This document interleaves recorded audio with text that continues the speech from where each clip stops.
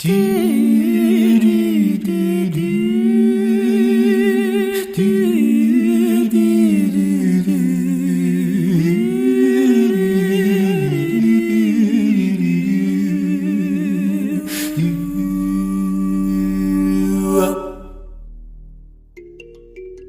the past couple of years, I have developed a very complex and somewhat weird relationship with myself. And the way that I view its complexity is kind of like the addition of new pieces to a blanket made out of random patches of material collected from different places, or like a canvas of an artwork that consists of multiple layers of paint. Like the addition of each new layer happening at moments where you experience something outside of yourself that then turns back to add another layer onto the shared relationship with your inner self. Things like a shared relationship between a parent or significant other, which, although shared between you and another person, still comes back to how you feel about it or how you learn to coexist with parts of yourself that sometimes seem strange. And for me, I feel like one of the most impactful layers added to it is my relationship with my own self-image.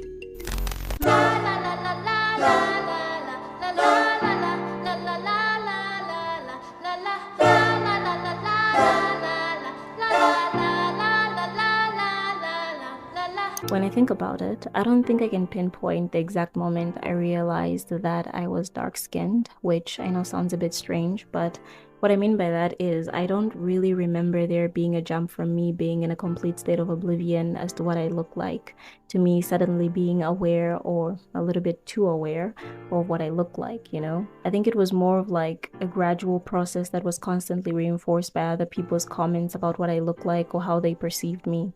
And I think the earliest memory I have of these comments is from when I was like 5 or 6 years old, and it was my mom's friends at the time. Just like a bunch of older women being like, "Oh, your daughter has such beautiful dark and smooth skin." And I remember the emphasis being that my shade of black was particularly nice. And then another thing I remember vividly is that these particular comments were almost always followed up by advice telling me to never bleach my skin when I got older. But of course, at the time, I didn't really know what skin bleaching was, so... And I don't think it really clicked even then that my skin tone was of a particularly darker shade. But again, I don't think I fully understood what it actually meant to be dark-skinned, or literally just the fact that people came in different shades. And then there were also other comments that weren't particularly nice or positive, I can say. Like this one time, I remember being at my grandma's during one of those school holidays, and this was like way back, probably when I was like 7 or something. And I remember it was like me and a bunch of other kids, my cousins to be precise. And I remember this one particular aunt making a comment about my skin being so dark that she literally got startled on her way into the kitchen or something along the lines of that. And then she went on to compare my skin to like a literal snake. And then I remember just feeling some type of way about it because it was like, hello, what the actual fuck? And I'm actually surprised that it's easier for me to say this out loud now, because for the longest time there has been a huge amount of shame attached to this particular memory in a way that has made it hard for me to actually make mention of it to anyone. And I don't think I've ever mentioned it to anyone really. Essentially though, I feel like the more different people brought it up on random occasions, the more it slowly began to register that, oh, people come in different shades of black. Some are lighter skinned and others are of darker tones. And I guess I'm dark skinned and, oh god, I'm not pretty?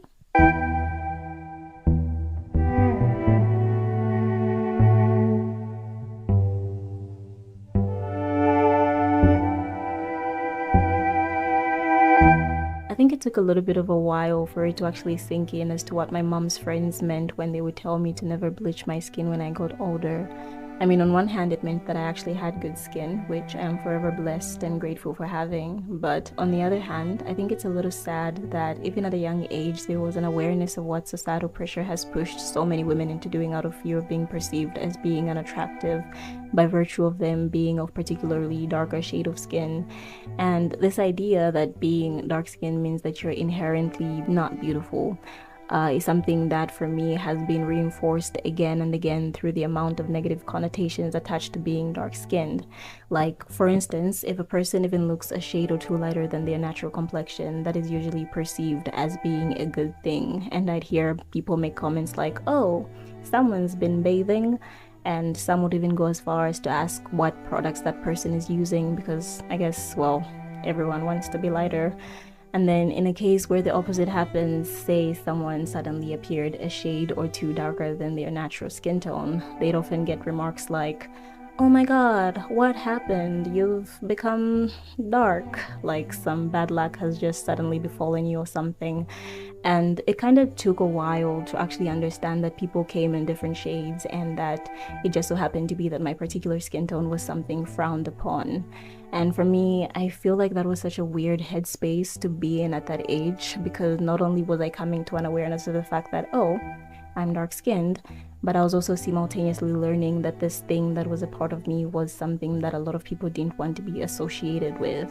And I feel like that really put me at odds with myself. And then when it finally started sinking in that I was a dark-skinned girl living in the 21st century, I was looking at it from other people's perspectives of like, oh, so no one really wants to be dark-skinned, and then taking those same thoughts and feelings and internalizing them. And looking at it as such now is so liberating because a good portion of the things I'd internalized were not a product of my own independent thoughts. I was more so just swallowing up all the things that the world was telling me were facts. And I don't think there was ever room for me to actually learn what being a girl with skin as dark as mine actually meant for me.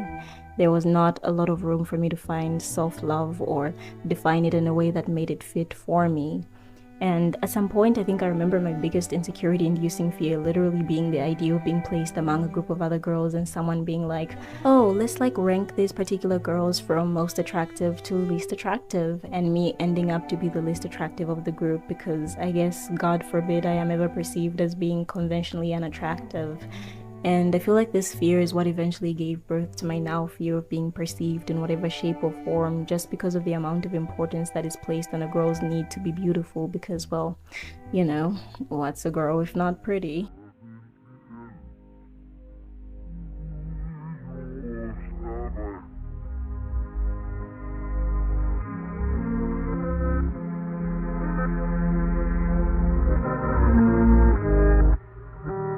Teenagehood was the absolute pits for me. I mean, of course, there was some good, or lots of good, but when it came to my relationship with my own self-image, I feel like it was quite the dramatic spiral. I mean, I always joke about this, but somewhere around age 15, I grew a consciousness the size of a watermelon. And for the first time in my life, my confidence was at an all-time low. All of a sudden, being out in public became such a dramatically painful experience because, well, there was this thing that had happened and then a new layer unfolded, and then all of a sudden I became very much aware of the fact that I had a very terrible sense of fashion, or literally no sense at all. And that, coupled with my constant self-consciousness about being dark-skinned, literally became the bane of my existence. And for the longest time, I have looked at myself through the same old lens and told myself that I am not beautiful. There had been moments where I'd catch a glimpse of myself in the mirror and I'd feel some type of way about parts of my body that are hyperpigmented or darker than others. And each time it would hit me, how do I learn to love this body of mine? And it was like the moment I saw it, I couldn't unsee it because that's literally all I saw. Hyperpigmented skin. How do I learn to love this body of mine? And I feel like internalizing all that hate that others had expressed before and projecting it onto myself led me to a point where I felt like, I guess you could say, envy, which is something that I am very ashamed of, by the way, and definitely one of those things I constantly have to think about like a gazillion times before deciding whether I want to add it to a video because, well, other people are going to see this, and do I really want to be perceived as the kind of person that gets jealous? LOL. But the way that I describe it is kind of like in the book My Year of Rest and Relaxation. The unnamed protagonist talks about the constant love-hate relationship between her and her supposed best friend Riva, who was constantly jealous of how quote-unquote effortlessly beautiful and skinny she was. Like, oh my god, it must be nice to be considered attractive without even trying. And I've never really thought about it, or, well, at least not until the making of this video, but somehow, somewhere, I feel like I had robbed myself of the freedom to just be and exist. I found myself constantly needing to do more and be more to, I guess, compensate for my lack of effortless beauty. This idea that I can't be considered attractive without even trying has made me feel like I have to try and try and try just to be considered. And then desirability politics kick in, and it's a whole whirlwind because, well, hello, the male gaze, anybody? Apparently most men prefer lighter toned women, all the pain of not being considered, the pathetic need for external validation. We try to make it seem like it doesn't matter, external validation, when innately we crave for it. Over the past few years, I've had my own fair share of experience of being consumed by the male gaze, and I've wondered and worried about what I look like to the masculine eyes. Am I appealing enough? Am I desirable enough? Essentially attaching my self-worth to how desirable the male species find me. It disgusts me, this desire to be chosen. I mean, is this the sort of thing that turns women into pick-me's? Am I a pick-me? And I've thought about whether I'll ever truly heal from my constant need for external validation on my physical appearance, however pathetic that may sound, because I feel like there's a deep-rooted void within me, and I wonder if this void would still be here had a few things just been a little different whilst growing up. I remember watching this little video some time back of this girl, and she was talking about how her mother had made sure to tell her and her sister that they were beautiful, and how that had been such a defining part of their confidence whilst growing up. And I remember just like breaking down and crying because, God, how I wish my own mother did that for me. Because I wonder sometimes, like if things would have even been a little bit different had she just affirmed me in some shape or form, or told me that the way that I was and am is okay regardless of how everyone else perceived it. I find myself mourning for the younger me that was never told that she was beautiful, and I mourn because I wish my mother would have held me and told me that my skin was okay just the way it was. I mean, it's a little pathetic really, but I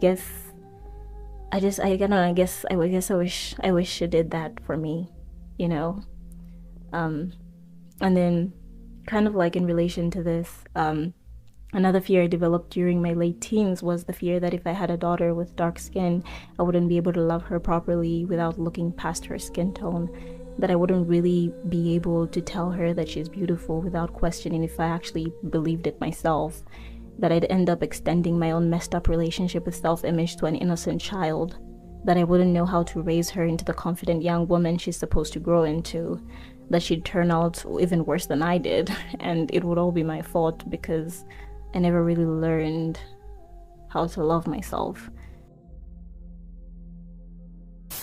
We interrupt this program to advise you to take a water break.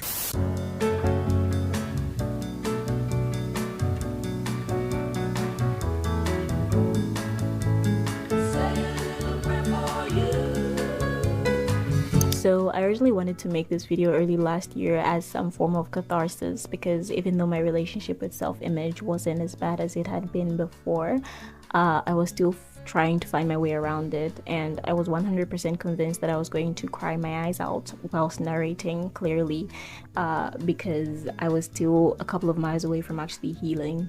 And I guess it feels a little bit crazy now, but there has been so much progress that has been made during the past couple of months regarding how I feel about how I look. And I will honestly say that making this video was a bit harder than I thought it would be, because I feel like originally I wanted to do what I was kind of like able to do in the past few videos, which is basically properly put into words how much of a roller coaster ride this journey has been, and I guess just encapsulate all the heavy emotions that I have carried with me for a good portion of my teenage years. And I tried going back to my old journals and rereading through all the teary-eyed entries to, I guess, try and put into words what it felt like to be in that space of self-loath, and I can't help but feel a certain level of disconnect between who I was a few months ago and the person that I am now. Well, actually, almost a year ago now. Which is kind of sad. I mean, it's a good thing that I'm finally in a position where I feel way better about myself, right? But I don't know, I guess I just wanted to kind of properly package that part of myself in this video and close it off, because even though it's a good thing that I'm doing better generally, I still have a lot of love and compassion for each and every part of my being, both past and present, but especially past, just because of how much of an isolating experience being in that headspace had been. And originally this video was supposed to be titled something along the lines of like, oh, growing up on the least attractive side of the spectrum, or something along the lines of that. And I did feel the need to kind of like conceptualize the whole thing and make it about how a lot of these things that affect the way we view ourselves are as a result of a broken system. Things like colorism, and how that in of itself is a product of African colonial racial hierarchy, and yada yada yada. Or literally my favorite thing to do, which is narrate this in the third person, because it helps me detach from the thing I'm talking about, because essentially there is shame about shame. Like, it's literally not enough to be insecure, but you also feel insecure about the fact that you're insecure. Anywho, so as mentioned, I have found myself in a space where I am doing way better. And I feel like, just like the beginning of my insecurities, it hasn't been like a one-time thing where it's like, oh, why won't you look at that? I'm all better now. But definitely a gradual and somewhat painful process. And I say painful because I feel like for the longest time it felt ridiculous to me that I felt the way that I did, and I would look at other people and literally wonder why it just couldn't be easy for me to not be so self-conscious all the damn time. Like, why isn't it just as easy for me to exist without constantly being in my head about the way I looked, you know? And it wasn't until recently that it finally hit me that sometimes all it takes is time. And I say that because recently, like a little bit of a while back, I was on Pinterest and there was this post I ran into, and it was talking about like feeling beautiful or something like that. I don't really remember what it was about. If I find it, I'll put it on the screen. But I remember seeing a comment under the post, and it was this woman talking about how she was like somewhere in her mid or late 20s or something, and she felt like she wasn't good enough. And it was a bit mortifying, to be honest, the thought of just like going on for that long, feeling the way that I felt about myself over the past couple of years. But at the same time, it kind of brought to thought something that I'd been thinking about often even before that, which is that sometimes all it takes is time. Because one thing I've come to notice as someone who is like literally so obsessed with self-improvement is that some things literally do just go away with time. I mean, some things, of course, yes, do require a substantial amount of effort, but even then it still takes time. It still takes a little bit of time to grow out of a particular way of thinking or being. And with that having been said, though, honestly, there are a couple of things that have made my relationship with my own self-image a little bit better. And if I were to start anywhere, I'd say the biggest factor has been acceptance. And this is something that has taken me a little bit of a while to learn, just because of how resistant I am to things like change, and because 9 times out of 10 I'd rather fight my way through something than just face reality for what it is. And reality for me is that it's okay. Like, literally, it's okay that a lot of people still think and feel like being dark-skinned is unattractive. And it's okay that a lot of people feel some type of way about having dark-skinned children. Yes, that's actually a thing. Essentially, though, I have had to look at myself both outwardly and inwardly and say, hey, look, this is what the world thinks of you, or someone who looks like you. And yes, it freaking sucks, but you're going to have to try and find yourself outside of everything you've come to internalize whilst growing up, and redefine what beauty looks like for you. Because ultimately I think it's not fair, and not the fact that the world is what it is. I mean, there's a lot of things messed up about the world.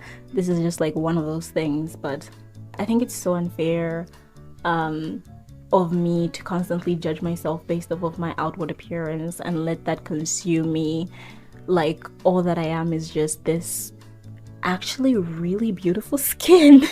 Like, no, literally, I think I actually like my skin. And even though I'm not all the way there yet, because I feel like it could be better, and I believe it will be better, that is such a big thing for me, because essentially it's indicative of growth. I mean, I still have a love-hate relationship with my own self-image even now because of other insecurities, like the fact that I don't like my side profile and my posture. Literally only recently found out I have scoliosis, but it still doesn't get easier thinking things like, God, why can't my back just be freaking straight enough? But another thing that has been so healing is just not being too in my head about it. I mean, sometimes it's hard because even to this day, I get reminded every so often that, damn, people really do feel some type of way about darker shades of skin. Like, literally about 2 weeks ago, I was at school with a bunch of other schoolmates of mine having a clinical session, and this guy was talking about how cute and adorable the babies at the maternity ward were. And I remember there just being so much emphasis about how the babies were particularly cute and adorable because they looked very light skinned or pale and fragile. And then after that, he literally went on to make comparisons about, like, oh, that's how babies are supposed to be, light and yada yada yada, not like those dark skinned babies or something like that. And I remember just being instantly triggered and literally shrinking because to this day, I still don't know how to not feel so small in moments where people are so vocal about things like that, even when they're not directed towards me, you know? And for me, that has been the foundation of my constant self-consciousness whenever I'm around people, because I tend to crawl back into my head a lot, wondering what other people are thinking of me, or if they're deciding whether I'm attractive or beautiful enough, saying that I am a female of particularly darker skin.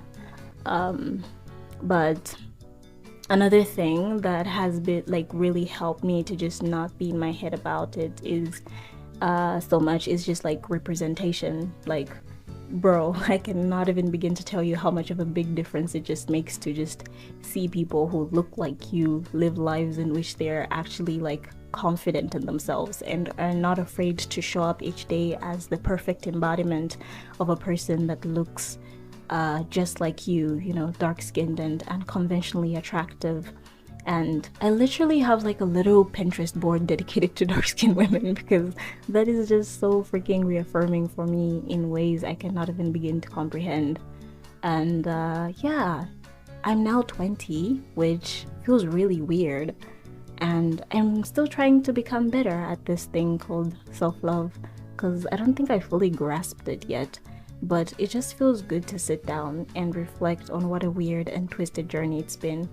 And even though I haven't really figured it out, I do find a good amount of comfort in knowing that it definitely gets better, because it has definitely gotten better over time.